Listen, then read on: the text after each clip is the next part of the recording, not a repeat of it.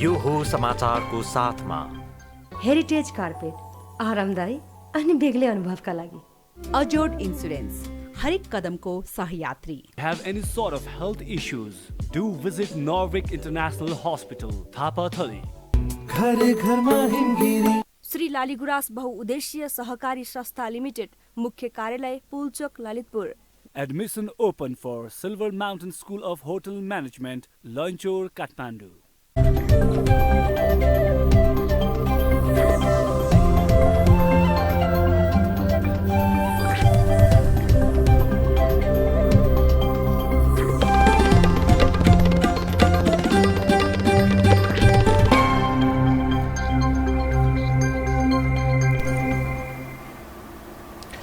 नमस्कार, यो हो समाचारमा स्वागत छ। म रोहन श्रेष्ठ। म अपेक्षा तिमिल सेना। सुरु गरौं अहिलेसम्मका प्रमुख समाचारबाट।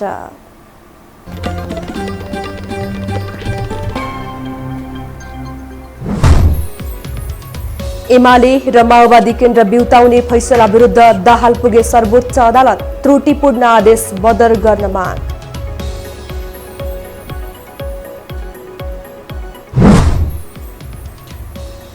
एमाले र माओवादी बीच कहिल्यै एकता नभएको एमाले अध्यक्ष ओलीको जिकिर, दाहाल अदालत जानुको अर्थ नभएको प्रतिक्रिया।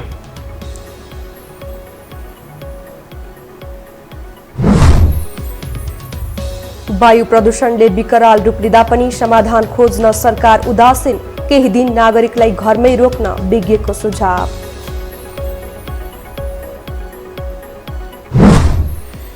नेपाली शेयर बजारमा आज दोहोरो अङ्कको वृद्धि, 32 अङ्कमाथि बढ्दा 6 अर्ब 18 करोड रुपैयाँ कारोबार।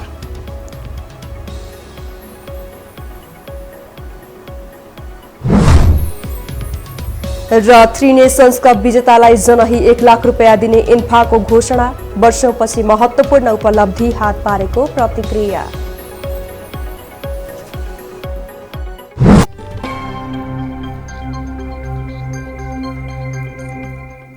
अब समाचार विस्तारमा। सर्वोच्चले नेकपाको एकता बदर गरेको फैसला विरुद्ध नेकपा माओवादी केन्द्रले पुनर्अवलोकनका लागि निवेदन दिएको छ। फैसला सच्याउन माग गर्दै आज माओवादी केन्द्रका अध्यक्ष पुष्पकमल दाहालले निवेदन दर्ता गराउनु भएको हो। तर एमालेका अध्यक्ष केपी शर्मा ओलीले एकता नै नभएको पार्टी बिउताउन अदालत जानुको कुनै अर्थ नभएको प्रतिक्रिया दिनुभएको छ। एक रिपोर्ट। फागुन 23 गते न्यायाधीशहरू कुमार रेग्मी र बम कुमार श्रेष्ठको इजलासले सत्तारूढ नेकपाको एकता बदर गर्दै एमाले र माओवादी केन्द्र बिउताएर पुरानै हैसियतमा फर्काइदियो। नेकपालाई भने ऋषि कट्टलको जिम्मा लगाइदियो।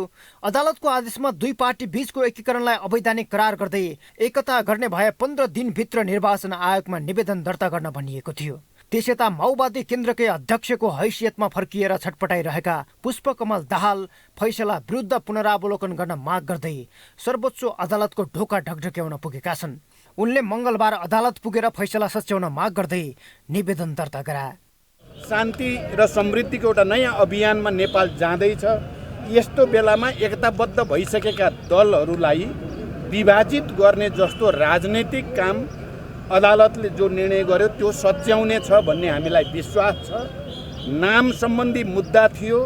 रिट निवेदकले यो पार्टी एकता टुटोस् भन्ने चाहना राखेको पनि थिएन। नाम मात्रै करेक्सन होस् भन्ने चाहना थियो।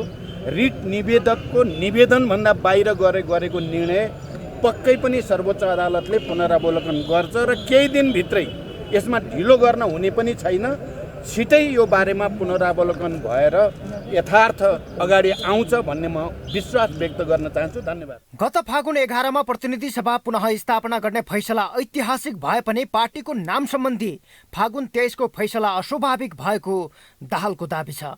दाहालको निवेदनमा फैसला पुनरावलोकन गरी त्रुटिपूर्ण आदेश बदर गर्दै संविधान र प्रचलित राजनैतिक दल सम्बन्धी ऐन बमोजिम एकीकरण भएको दल नेपाल कम्युनिस्ट पार्टी नेकपा यथावत कायम राख्न माग गरिएको छ। लगत्तै प्रतिक्रिया दिँदै एमाले अध्यक्ष केपी शर्मा ओलीले एकता नै नभएको पार्टीलाई अदालतले मिलाइदिने हो भन्दै दाहाललाई व्यङ्ग्य गरेका छन्। अदालत कुनै मजाक गर्ने ठाउँ हो र? दर्ता खारिज गरिदियो, पार्टी आफ्ना आफ्ना भइसके। डबलीमा बोल्ने मान्छेसँग एकता सही कुरा गर्नुपर्छ नि, एकता गर्ने भने त्यहाँबाट सिद्ध्याउनै खोजेको सिद्ध्याउनै पर्छ। एकता चाहिएको थियो, अदालतले हाम्रो एकता भङ्ग गरिदियो। एकता बाँकी थियो र भङ्ग गर्नु अदालतले? एकता कहीँ बाँकी थियो? जहाँ अध्यक्ष निकालिसकेका छ, दलको नेता निकालिसकेका छ, दलको नेतालाई साधारण सदस्यताबाट पनि निकालेको छ, त्यहाँ एकता थियो भनेर ढकस लाएर ढाँट कुरा गर्ने? एउटै पार्टीमा रहँदा मिल्न नसकेका ओली दाहाल सर्वोच्चको फैसलापछि एक हुन खोज्नुको कुनै तुक नभएको कतिपयको बुझाइ छ। ओलीलाई कुहिएको अन्डा भन्दै आएका दाहाल नेकपा खोज्दै सर्वोच्च जानु त झन् त्यही कुहिएको अन्डासँग गाँसिन खोज्नु भएको चर्चा पनि भइरहेको छ। यसर्थ दाहालको सर्वोच्च यात्रालाई अर्थहीनका रूपमा लिइएको छ। दुईटा आधारमा पुनरावलोकन हुन्छ। एउटा नजिरको त्रुटि गरौँ, अर्को चाहिँ के गरौँ भने नयाँ प्रमाण फेला परो। अब यस्तो विषयमा चाहिँ नजिर त अहिलेसम्म बनेकै छैन। फेरि कस्ता हुन् भने साहित्यकारले अर्काको साहित्य चोरो भने त्यो साहित्य चोर भन्छन्। यिनीहरू त अर्काको पार्टीको नाम चोर, पार्टी चोर हुन्, नाम चोर मान्छे। यिनीहरूको जब विचारै मिल्दैन, गन्तव्य नै मिल्दैन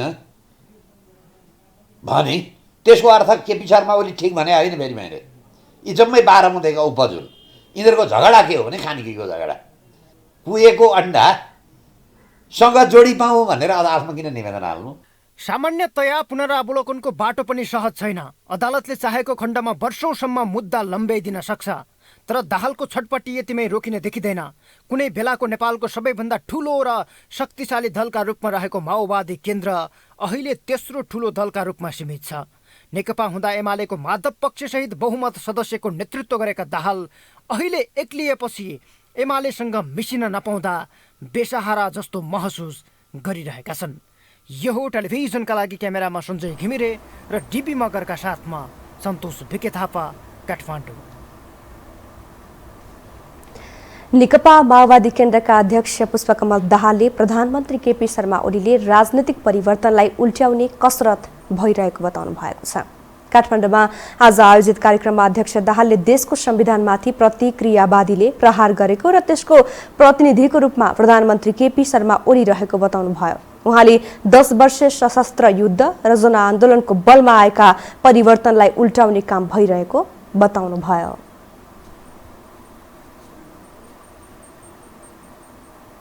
निकै ठुलो युगान्तकारी परिवर्तनहरू जसको संकेन्द्रित अभिव्यक्ति चाहिँ संघीय लोकतान्त्रिक गणतन्त्रको रूपमा, एउटा समावेशी लोकतन्त्रको रूपमा संविधानमा लिपिबद्ध गरिएको छ। त्यो संविधानमाथि फेरि एकचोटि बडो निर्मम ढङ्गले प्रहार गर्ने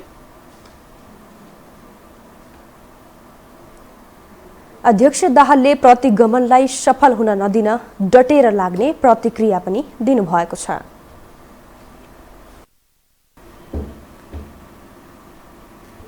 अब बाँकी प्रसङ्ग। बहुदलीय अभ्यास थालेपछि प्राय एउटै समूहमा रहँदै आएका माधव नेपाल र केपी शर्मा ओलीको बाटो 2060 सालदेखि अलग्गिँदै आएको थियो। अझ पछिल्ला गतिविधिले त एमालेलाई विसर्जनकै बाटोतिर धकेलेको छ, जसको एक पटाक्षेप सोमबार ओलीले माधव नेपाल र भीम रावललाई गरेको निलम्बन हो। सोमबार माओवादी केन्द्रका अध्यक्ष पुष्पकमल दाहालसँग 2 घण्टा छलफल चलाएर फर्किँदै गर्दा एमालेका वरिष्ठ नेता माधव कुमार नेपालको हातमा निलम्बनको पत्र आइपुग्यो। प्रधानमन्त्री समेत रहेका पार्टी अध्यक्ष केपी शर्मा ओलीले 5 बुँदे आरोपसहित नेपाल र उपाध्यक्ष भीम रावललाई 6 महिनाका लागि निलम्बनको डण्डा चलाएका थिए। पार्टीले मागेको स्पष्टीकरण चित्त बुझ्दो नभएको भन्दै ओलीले नेपाल र रावललाई सच्चिनका लागि अन्तिम मौका दिएको पत्रमा उल्लेख छ। यता घनश्याम भुषाल र सुरेन्द्र पाण्डेलाई पुनः स्पष्टीकरण मागसहित आफ्ना क्रियाकलाप सच्याएर पार्टीका पक्षमा लाग्न भनिएको छ। निलम्बन पत्र हातमा आइपुगेपछि नेता नेपालले कारबाहीको औचित्य नभएको प्रतिक्रिया दिएका छन्। सर्वोच्च अदालतको फैसलाले एक ठाउँमा आइपुगेका नेताहरू आफ्नै व्यवहारका कारण पुनः तितर बितर बन्ने स्थिति आइपुगेको हो, जसले एमालेमा विभाजन अनिवार्य बनाएको छ। किन चाहिँ तपाईँको माधव नेपालमा चाहिँ कसलाई थाहा छैन? थाहा र ग्यारेन्टी कसले गर्न सक्छ भोलि तपाईँको चाहिँ प्रदीप गेवाली र केपी ओलीको बिचमा असहमति हुँदैन भनेर? विष्णु पौडेल र केपी ओलीको बिचमा असहमति बन्दैन, असमझदारी हुँदैन कसले भन्न सक्छ? अनि कि आफूसँग असहमत हुन्छ ती जम्मैले पाखा लगाउँदै गएर को एक्लै बाँकी रहन्छ? त्यो एकै दिन केपी ओलीसम्म मेटिन्छ जस्तो मलाई लाग्दैन। सानोतिनो केही होला, तर एमाले भित्र अब विभाजन अनिवार्य भयो। कानुनी रूपमा एक रहे पनि ओली नेपाल विभाजित भइसकेका छन्। पार्टी फुटाउन केन्द्रीय समितिदेखि संसदीय दलसम्म 40% चाहिने कानुनी अडचनका कारण एमालेबाट विभाजित हुन माधव पक्ष रोकिएको छ। यसबाहेक ओलीको कारबाहीपछि माधव पक्ष घुँडा टेकेर फर्किने सम्भावना पनि छैन, किनकि 2035 सालमा माले पार्टी बने यता मुख्य जिम्मेवारीमा रहेका नेता नेपाललाई पहिलो पटक आफ्नै पार्टीले निलम्बन गरेको हो। निलम्बनपछि नेता नेपाल अस्तित्वविहीन बनेका छन्। माधव नेपाललाई यति बेला प्रधानमन्त्रीले किन इरिटेट पारिरहेछन् भने नि, जस्तो पार्टी छुट्यो नि प्रचण्डसँग, किन दस्तावेज त माधव नेपाल, झलनाथ र प्रचण्डहरूले हालेका होइन। त छुट्टिएपछि चाहिँ के हो भने अब हामीले हिजो जे गऱ्यौँ अब मिलेर जानुपर्छ भन्ने परिस्थिति निर्माण हुन्छ भन्ने थियो, तर त्यो भएन। त्यो अब पछिल्लो समय चाहिँ अस्वाभाविक भयो। किन माधव नेपाललाई चाहिँ प्रधानमन्त्रीले कारबाही गर्नु पर्यो भन्दा कारबाही गर्नुपर्ने परिस्थिति त होइन। एमाले बिउतिएको एक साता नबित्दै फागुन 28 गते ओलीले एकलौटी रूपमा गरेका निर्णय फिर्ता हुनुपर्ने भन्दै नेपाल पक्षले असहमति राख्दै आएको छ। तर अध्यक्ष ओलीले अर्को पक्षको मागलाई पटक पटक निषेध गर्दै एकपछि अर्को कठोर कदम चाल्दै आएका छन्। उनको कठोरपनको पटाक्षेप सोमबार भएको हो। यसले नेता नेपाल पक्षलाई विकल्प रोज्ने अवस्थामा पुर्याइदिएको छ। उनीसँग अब एमालेमा समानान्तर कमिटी बनाउँदै जाने वा ओली बाहेक अन्य वामपन्थीहरूसँग मिलेर कम्युनिस्ट पार्टीलाई नयाँ स्वरूपमा स्थापना गर्ने विकल्प छन्। यो हो टेलिभिजनका लागि क्यामेरामा सञ्जय घिमिरेका साथमा सन्तोष बिके थापा, काठमाडौँ। प्रधानमन्त्री केपी शर्मा ओलीले आगामी साउन 1 गतेदेखि सामाजिक सुरक्षा भत्ता बढाउने घोषणा गर्नुभएको छ। काठमाडौँमा आज आयोजित कार्यक्रममा प्रधानमन्त्री ओलीले साउन 1 गतेदेखि वृद्ध भत्ता लगायत सामाजिक सुरक्षा भत्ता बढ्ने घोषणा गर्नुभएको हो। तर भत्ता बढ्दा केही मानिसले आपत्ति जनाउन सक्ने उहाँको भनाइ छ।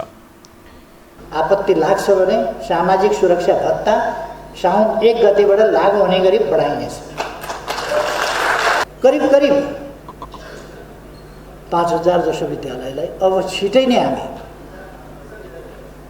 5 अरबभन्दा बढी रकम विद्यालयको पूर्वाधार विकास लगायतका काममा छिटै नै तुरुन्तै वितरण गर्दैछौँ। फरक प्रसङ्गमा प्रधानमन्त्री ओलीले देशमा सङ्कट नआएको पनि दावी गर्नुभयो। थारू कल्याणकारिणी सभा सहित आन्दोलनरत थरोड सङ्घर्ष समिति र सरकारबीच पहिलो चरणको वार्ता सकिएको छ।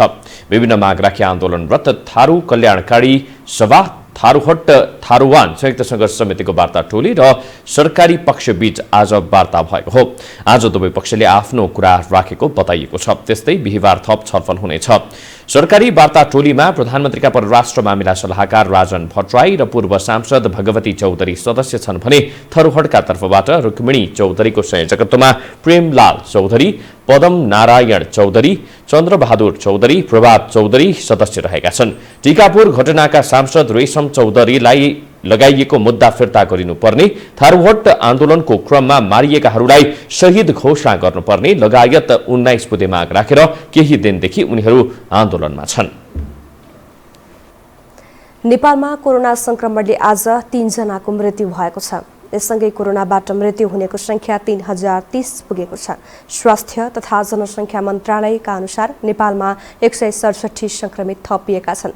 पछिल्लो 24 घण्टामा 3140 PCR परीक्षण गरिएको छ। यस्तै 115 जना कोरोना संक्रमणबाट मुक्त भएका छन्। त्यसैगरी 1390 जना आइसोलेसनमा र 53 जना क्वारेन्टाइनमा रहेको मन्त्रालयले पुष्टि गरेको छ। काठमाडौँ उपत्यका लगायतका देशका विभिन्न स्थानमा वायु प्रदूषणले विकराल अवस्था उत्पन्न भएको छ। तर मुलुकको सरकारले यसलाई हल्का रूपमा लिएको छ। यो प्रवृत्ति घातक रहेको विज्ञ बताउँछन्। एक रिपोर्ट। गत शुक्रबारदेखि काठमाडौँ उपत्यका सहित देशका विभिन्न स्थानमा वायु प्रदूषण उच्च रूपमा बढेको छ। विज्ञहरूले प्रदूषण तत्काल नहट्ने र यसले मानव शरीरमा घातक असर पुर्याउने भन्दै सावधानी अपनाउन सुझाव दिइरहेका छन्। सरकारले भने सतर्कता रहन आग्रह गरेर झारा टार्ने काम मात्र गरिरहेको छ। दीर्घकालीन समाधानको सूत्र खोज्न सरकार चुकेको देखिन्छ।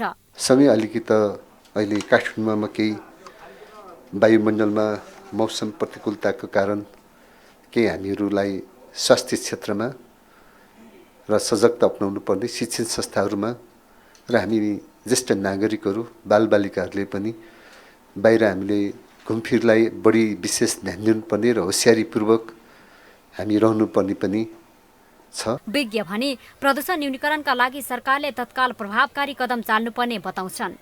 तत्कालका लागि आम नागरिकलाई घरमै बस्न आग्रह गर्ने र यातायातका साधनमा जोरबिजोर प्रणाली लागू गर्ने लगायत काम गरिहाल्नु पर्ने उनीहरूको भनाइ छ। औद्योगिक कारणले प्रदूषण बढेको रहेछ भने पनि केही दिन त्यस्ता उद्योग बन्द गर्नुपर्ने उनीहरूको भनाइ छ। भनेपछि अब सरकारले गर्नुपर्ने काममा पनि तुरुन्तै गरिहाल्नुपर्ने काम चाहिँ भनेको अब भोलि नै तपाईँको यो जोडबिजोड प्रणाली लागू गरिहाल्नु पर्यो। भनेपछि यो गाडीको मुभमेन्ट चाहिँ घटाउनै पर्यो क्या। अब रोड कन्स्ट्रक्सनको कुराहरू मापदण्ड बनाएका त्यो मापदण्ड पालना गर्नु पर्यो। रोड बनाउँदाखेरि चाहिँ धुलो नउड्ने किसिमले बनाउनु पर्यो। पानी छर्किने भन्ने त्यो सर्टेन मापदण्डहरू छन् त्यहाँ होइन। त्यो कडाइका साथ चाहिँ मापदण्डको पालना गर्ने हो, वातावरणीय मापदण्डको पालना गर्ने हो भनेपछि कम हुन्छ। कोरोना संक्रमणको नाममा महिनौं लकडाउन र निषेधाज्ञा गर्न पछि नपर्ने सरकारले वायु प्रदूषणको मामिलामा देखाएको उदासीनता र लापरवाही रहस्यमय छ। मानव शरीरका लागि अत्यन्तै घातक मानिएको यो अवस्था अन्त्यका लागि जति सक्दो चाँडो कदम चालिहाल्नुपर्छ। यो हो टेलिभिजनका लागि क्यामेरामा शिर श्रेष्ठका साथमा लीलामाया ठटाल, काठमाडौँ। उपभोक्ता विज्ञहरूले उपभोक्ता हित संरक्षणको लागि बजार नियमन गर्ने निकायहरूलाई नै नियमन गर्नुपर्ने आवश्यकता औल्याएका छन्। राष्ट्रिय सभा अन्तर्गतको दिगो विकास तथा सुशासन समितिको आजको बैठकमा उपभोक्ता विज्ञ विष्णु प्रसाद तिमिल सिन्हाले बजार नियमन गर्ने निकायमाथि नै नियमन हुनुपर्ने बताउनु भएको हो। नियामक निकायमा काम गर्ने कर्मचारीले इमानदारी साथ काम नगरेकाले उपभोक्ता मारमा परेको भन्दै नियमन गर्ने निकायलाई नै नियमन गर्ने व्यवस्था गर्न सुझाव दिनुभयो। सबैभन्दा ठुलो समस्या भनेको राज्यबाट तलब सुविधा खाने, राज्यको अधिकार क्षेत्रमा बस्ने र नियमन गर्ने अधिकार प्राप्त गरेका व्यक्ति हो, जसले आफ्नो इमानदारका साथ काम नगरिदिएका कारणले गर्दा यस्ता समस्याहरू बन्न आएका। यिनले कस्ता कार्यक्रम गरिरहेका छन्, यिनी कहाँ जान्छन्, यिनले गरेको काम ठिक छ कि छैन भन्ने कुराको पनि एउटा छुट्टै एउटा बजार उपभोक्ताको सवाल ठुलो सवालको विषयवस्तु भएकोले यी सबै प्रकारका नियमन गर्ने निकायहरूको पनि नियमन गर्ने एउटा छुट्टै निकाय चाहिने हो कि भन्ने चाहिँ हामी चाहिँ महसुस गरेका छौँ। बैठकमा उपस्थित सांसदहरूले संसदीय समितिले नीति निर्माण गर्न सक्ने, बजारलाई नियमन गर्ने अधिकार भए पनि गलत गर्नेहरूलाई कानुनको दायरामा ल्याउन नसक्नुले यो विषय गम्भीर बन्दै गएको स्वीकार गरेका छन्। खाद्य पदार्थमा मिसावट हुनु अर्को ठूलो चुनौतीको विषय बनेको पनि सांसदहरूले बताएका छन्। अब बाँकी प्रसङ्ग। नेपाल एक कृषि प्रधान देश, तर वर्षेनी अरबौंको खाद्यान्न आयात गर्नुपर्ने अवस्था छ। देशका कार्यकारी प्रमुख भने उचित नीति नियम बनाएर नागरिकलाई कृषिमा आकर्षित गर्नुको साटो आम किसानको धज्जी उडाउनमा व्यस्त छन्। प्रधानमन्त्री केपी शर्मा ओली उखान टुक्का जोड्न र हाँसी मजाक गर्न माहिर मानिन्छन्। हाँसोको फोहरा नछुट्ने उनको भाषण हुँदैन भने पनि हुन्छ। गम्भीर विषयवस्तुलाई पनि हाँसोमा उडाउनु उनको विशेषता हो। बेला बेला उनले गर्ने बेतुकको तर्कले आफ्नै गरिमा घटिरहेको उनी पत्तै पाउँदैनन्। केही दिन अघि काठमाडौँमा आयोजित एक कार्यक्रममा ओलीले मुलुकको कृषि प्रधान विशेषतालाई यसरी धज्जी उडाए। हाम्रा खानेकुराका पानीहरू बदल्ने र हाम्रो जुन खाद्य वस्तुको उत्पादन छ त्यो हाम्रो पपुलेसनलाई पुग्ने गरी छ, तर हाम्रो गलत आदतले गर्दा अर्बौंको चिज हामी बाहिरबाट ल्याइरहेका छौँ। अर्बौं थोरै 2-4 अरबको हो र चामल मात्रै हामी 35 अरबको 40 अरबको कति अरबको बेच्छौँ चामल मात्रै। नेपाल जस्तो देशले कृषि प्रधान देशले के प्रधान भयो? आयात प्रधान, किनेर खाने प्रधान। यो कुनै गौरवको कुरा होइन। त्यसकारण हामीले आयात प्रधान बनाउने होइन, निर्यात प्रधान बनाउनुपर्छ यस देशले। युवालाई स्वदेशमा रोक्नुको साटो विदेशी न बाध्य बनाउने सरकारका प्रमुख हुन्। उनी गफ मात्रै हाँकेर भाषण मात्रै दिएर बन्छ त मुलुक कृषिमा आत्मनिर्भर? विज्ञ पनि प्रधानमन्त्रीसँग यस्ता कुरा गर्ने नैतिकता नरहेको तर्क गर्छन्। हामीलाई चाहिने ल्याएको तर सरकारले के भन्दैछ भने आयातको अनुपातमा निर्यात गर्न सकेन भन्नाले हो त्यो सकेन।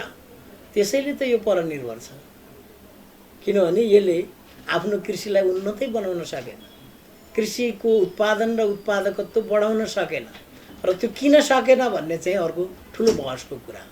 किन सकेन भन्दा हामी जस्तो हाम्रो स्थानीय विशेषता छ, जस्तो माटो हावा पानी किसान छन्, उनीहरूलाई चाहिने कृषि उत्पादनका लागि चाहिने सेवा सामग्री हैन हाम्रो ज्ञान प्रविधि र उनीहरूलाई दिन सक्ने हामी सम्मान र सुविधा दिन सकेन। कुरा त सिधै छ। त्यसो हुँदाखेरि अब ठुला गफले कृषि सकिने, कृषि त खेतीमा काम गरेर हुन्छ। मुलुकका खेती योग्य जमिन बाँझो छन्। युवा यहाँ सम्भावना नदेखेर विदेशिन बाध्य छन्। उनीहरूलाई यही रोकेर कृषि पेशामा आकर्षित गराउनु र त्यसका लागि अनुकूल वातावरण बनाइदिनु सरकारको कर्तव्य हो। कृषि क्षेत्रमा बिचौलियालाई प्रोत्साहन गरिरहेको सरकारका प्रमुखले आम किसानलाई हाँसी मजाकको विषय बनाउनु किमार्थ उचित होइन। यो टेलिभिजनका लागि लीलामाया ठटाल, काठमाडौँ। वरिष्ठ वामपन्थी नेता विष्णुबहादुर मानन्धरको पशुपति आर्यघाटमा अन्त्येष्टि गरिएको छ। मानन्धरको 91 वर्षको उमेरमा सोमबार साँझ निधन भएको हो। उहाँको अन्त्येष्टि आज पशुपति आर्यघाटमा गरिएको हो। नेता मानन्धरलाई नेकपा माओवादी केन्द्रका अध्यक्ष पुष्पकमल दाहाल, सभामुख अग्निप्रसाद सापकोटा लगायतका नेताहरूले अन्तिम विदाई गर्नुभयो। नेता मानन्धर नेपाली कम्युनिस्ट आन्दोलनका इमानदार नेताको रूपमा परिचित हुनुहुन्छ। उहाँको नेपाल कम्युनिस्ट पार्टी संयुक्त बनाउनको लागि महत्त्वपूर्ण भूमिका रहेको छ। विक्रम सम्वत 1989 मा जन्मिनु भएका मानन्धर लामो समयसम्म नेकपा संयुक्तको महासचिव हुनुहुन्थ्यो।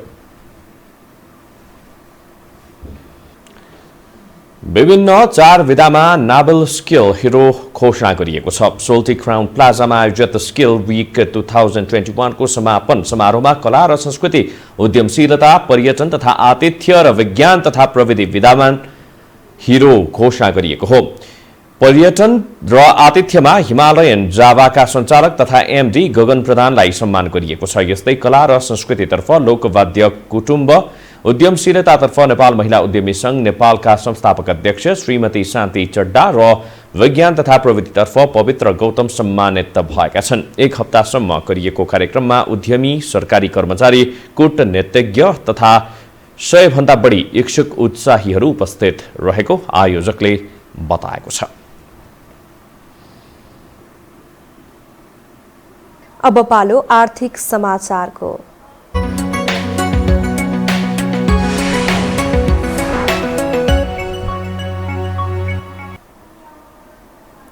हिजो 5 अङ्कले घटेको शेयर बजार आज भने दोहोरो अङ्कले बढेर बन्द भएको छ।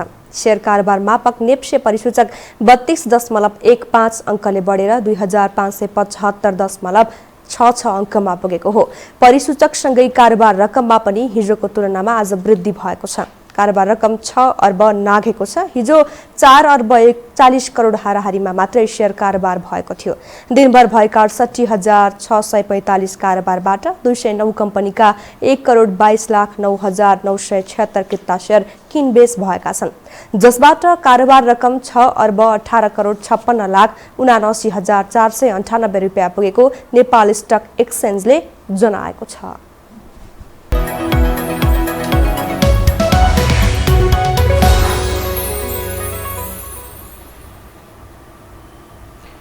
म्यानमार सेनाको हवाई हमलाबाट जोगिन हजारौं सर्वसाधारण थाइल्याण्डतर्फ लागेका छन्। कोरियन समुदायको मुक्तिको लागि म्यानमारमा वर्षौंदेखि संघर्षरत जातीय समूहमाथि म्यानमारको सेनाले निशाना बनाएपछि उनीहरू भागेर थाइल्याण्डको सीमातर्फ पलायन भएका हुन्। कोरियन जातीय समूहमा लागेका मानिसहरू आफ्नो देशमा पुगेपछि समस्या आउने अनुमान गर्दै ती बर्मेली गाउँलेहरूलाई सीमा क्षेत्रमा राखेको थाई प्रशासनले बताएको छ। म्यानमारको सेनाले आइतबार राति 3वटा हवाई आक्रमण गरेपछि गाउँलेहरू घर छोडी जीवन रक्षाका लागि थाइल्याण्ड सीमा क्षेत्रमा पुगेका हुन्। म्यानमारमा निर्वाचित सरकारमाथि धाँधली गरी निर्वाचन आफ्नो पकडमा पारेको आरोप लगाउँदै सेनाले सत्ता सम्हालेपछि देशभर प्रदर्शन भइरहेको छ। म्यानमारमा सैनिक कू भए यता 500 भन्दा बढी प्रदर्शनकारीको ज्यान गइसकेको छ।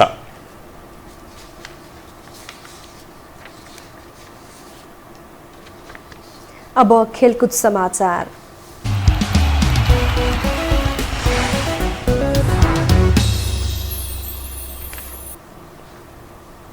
अखिल नेपाल फुटबल संघ एन्फाले 3 नेसन्स कप अन्तर्राष्ट्रिय फुटबलको उपाधि विजेता खेलाडीलाई जनही 1 लाख पुरस्कार दिने घोषणा गरेको छ। इन्फाले आज एक विज्ञप्ति जारी गर्दै उपाधि विजेता टोलीका सदस्यलाई जनही 1-1 लाख पुरस्कार दिने जनाएको छ। दशरथ रङ्गशालामा हिजो भएको फाइनलमा बंगलादेशलाई 2-1 गोल अन्तरले पराजित गर्दै नेपालले उपाधि जितेको थियो। नेपाललाई उपाधि दिलाउन संजोग राई र विशाल राई बीले 1-1 गोल गरेका थिए। बंगलादेशका महबुर रहमानले 1 गोल फर्काएका थिए। थ्री नेशन्सको उपाधिसँगै नेपालले 37 वर्षपछि घरेलु भूमिमा पहिलो उपाधि जितेको हो। उपाधिसँगै नेपालले $5000 अमेरिकी प्राप्त गरेको छ।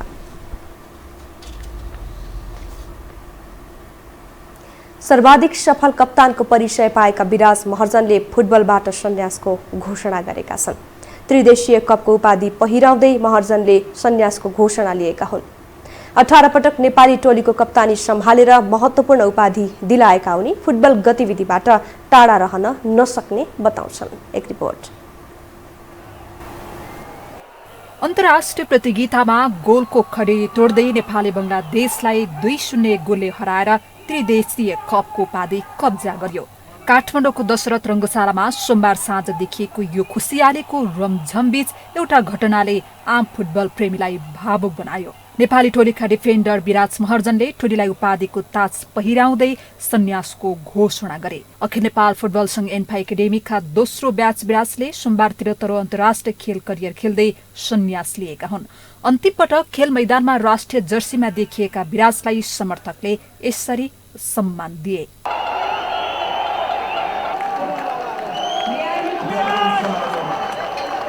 1.5 वर्षीय अन्तर्राष्ट्रिय गोलविहीन नेपाली फुटबलको यात्रामा सोमबार पूर्ण विराम लागेको हो। नेपालले 37 वर्षपछि नेपाली मैदानमा अन्तर्राष्ट्रिय उपाधि उचाल्दा विराजलाई सुखद अन्त्यको सुनौलो अवसर पनि मिल्यो।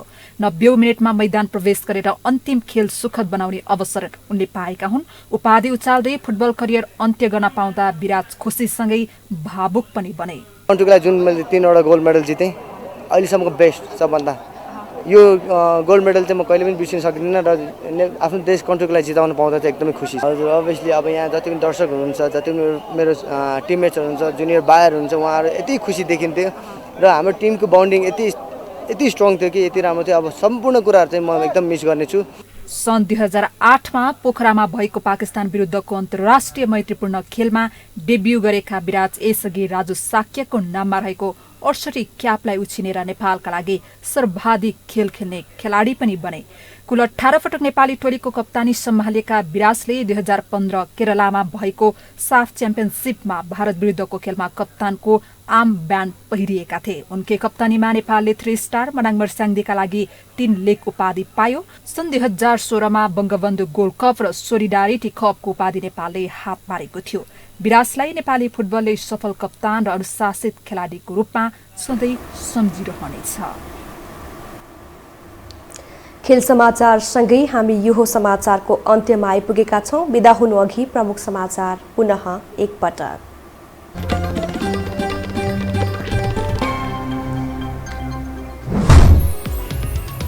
एमाले र माओवादी केन्द्र बिउताउने फैसला विरुद्ध दाहाल पुगे सर्वोच्च अदालत, त्रुटिपूर्ण आदेश बदर गर्न माग।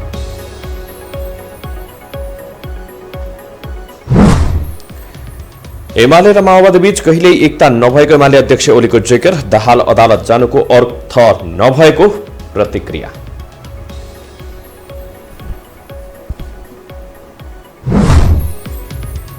वायु प्रदूषणले विकराल रूप लिँदा पनि समाधान खोज्न सरकार उदासीन, केही दिन नागरिकलाई घरमै रोक्न विज्ञको सुझाव।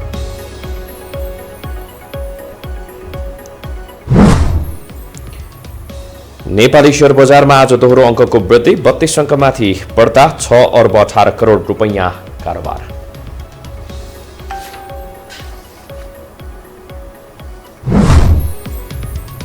र थ्री नेसन कप विजेतालाई जनही 1 लाख रुपैयाँ दिने इन्फाको घोषणा, वर्षौंपछि महत्त्वपूर्ण उपलब्धि हात पारेको प्रतिक्रिया।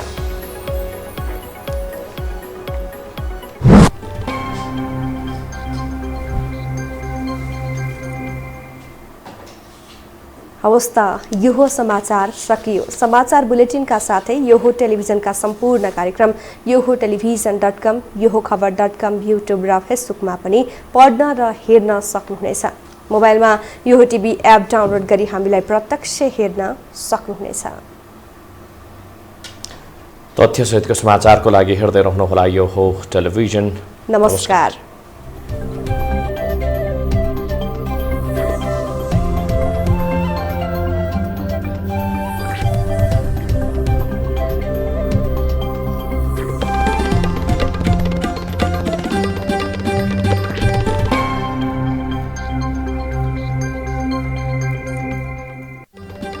यो हो समाचारको साथमा हेरिटेज कार्पेट आरामदायी अनि बेग्लै अनुभवका लागि। अजोड इन्सुरेन्स हरेक कदमको सहयात्री। Have any sort of health issues? Do visit Norvik International Hospital, Thapatali. घर घरमा हिमगिरी। श्री लालीगुराँस बहुउद्देश्यीय सहकारी संस्था लिमिटेड, मुख्य कार्यालय Pulchowk Lalitpur. Admission open for Silver Mountain School of Hotel Management, Lanchor, Kathmandu.